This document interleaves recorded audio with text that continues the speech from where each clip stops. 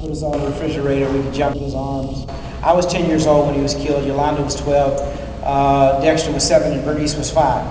And so in the younger years, when we were a little bit younger, as I say, he tossed us around in the house. We could throw the ball in the house. We could do all kind of fun stuff because out in the front yard, people would come up and not intentionally, but they'd end up disturbing him. So he wanted to have quality time with us as children.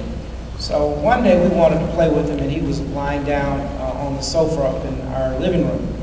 And so Yolanda came up with a bright idea to pour water in his ear.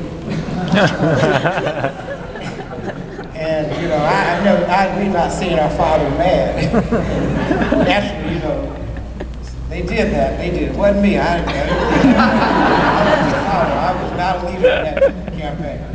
And our father jumped up and came after us. He tried to catch us. We scattered as kids do. Funny story.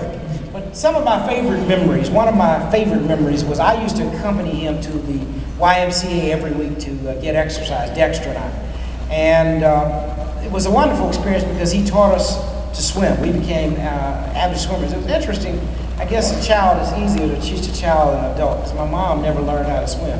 Daddy was a great swimmer, but mother just never learned. But he taught us. He taught all 4 of us. So all of us were very good swimmers and strong swimmers, and that's largely because, again, Dexter and I would be at the Y with Daddy getting exercise, and that was fun. And in Atlanta, there's a highway called Interstate 8575.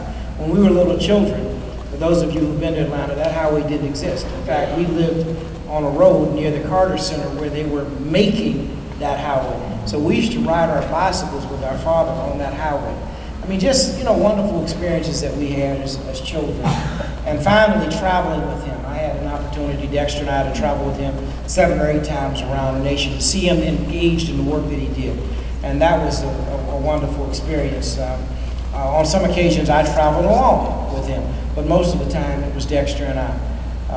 Memories I will always cherish because I never saw him in the context of his work or he always made time for everyone, no matter who they were. He was very patient with his time, and I guess I've subconsciously tried to embrace that quality. Now, on the last question,